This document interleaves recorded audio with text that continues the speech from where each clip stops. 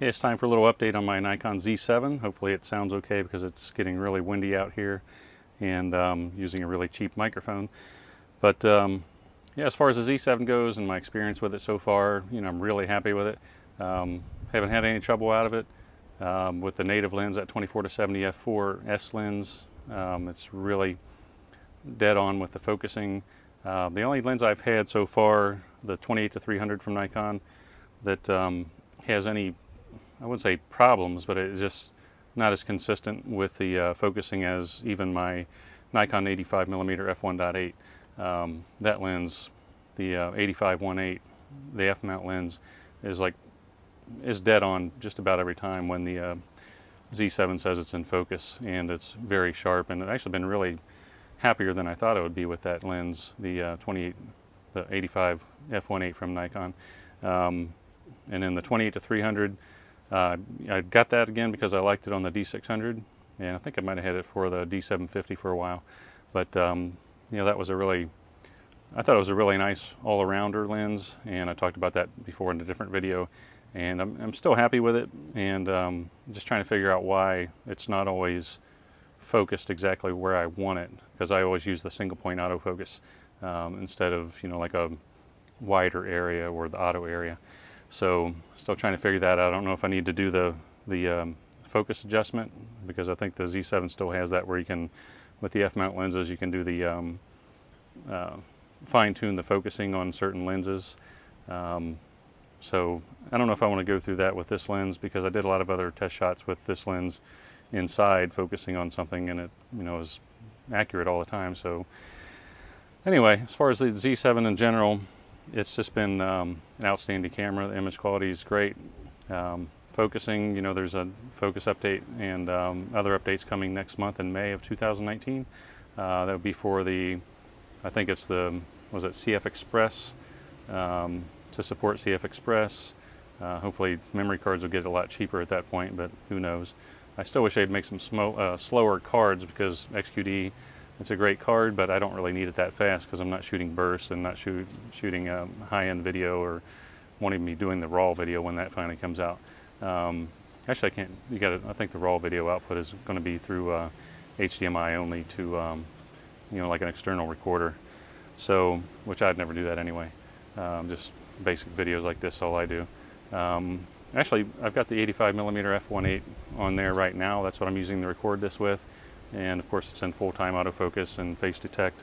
Just looking at the camera, and it's got the box on my face. And there's really not too much more to say about the Z7. I mean, it's just been a really great camera. It's just kind of like, for me, like a high-resolution mirrorless D750 is what it's been. And that's really what I wanted it to be. It's getting super windy now. So when that focus update comes out next month, that has the eye autofocus, and they say in general it's going to support have some better low light focusing and so on. Now that Sony has released the big updates that comes for the A7 III, A7R III, looking at the camera strap on my camera, I hope it doesn't get blown away. Probably not, because I've got it propped up against this chair back there. But anyway, so Nikon got some work to do, I think, for catch up, or to at least be comparable, or pretty close to what the other competitors are, Fuji and Sony primarily, I guess. Everybody keeps talking about the Canon dual pixel autofocus being really great, but to me in the demos I've seen, it wasn't really much better than the Z7 and Z6, or just about the same really. And then Canon has to deal with the, in my opinion, the substandard sensors compared to the sensors we have today in the Z7, Z6, and the Sony cameras and the Fuji cameras, which probably are all using Sony sensors.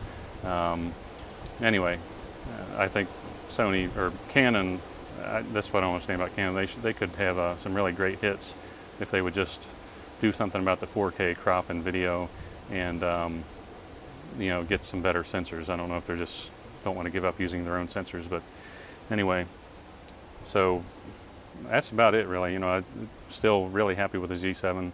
Not at all, regretful about buying anything like that. Because I had the Sony A7R III before this, and I like this a lot better actually for my photography.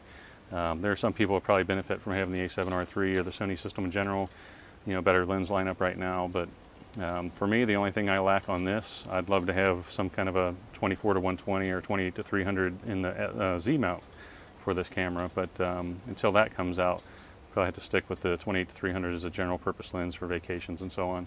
And the 24 to 70 f4 S lens, the native Z mount lens, it's a great lens, but it's, you know, it's just 24 to 70 on vacation. I'd like a little more reach, and I still wish they'd make something like a 24 to 200, like Olympus did with that 12 to 100 f4 for the Micro Four Thirds. That was an outstanding lens.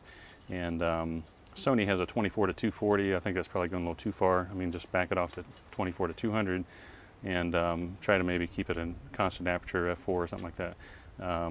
Or it could even be a little bit variable aperture, but you know, if it was just a good quality lens, that'd be awesome to have. But they probably don't want to do something like that because that kind of cuts into lens sales for, you know, other lenses that overlap. But all right, I guess I'll cut it off there, and nothing really new to report about the Z7 other than I still love it.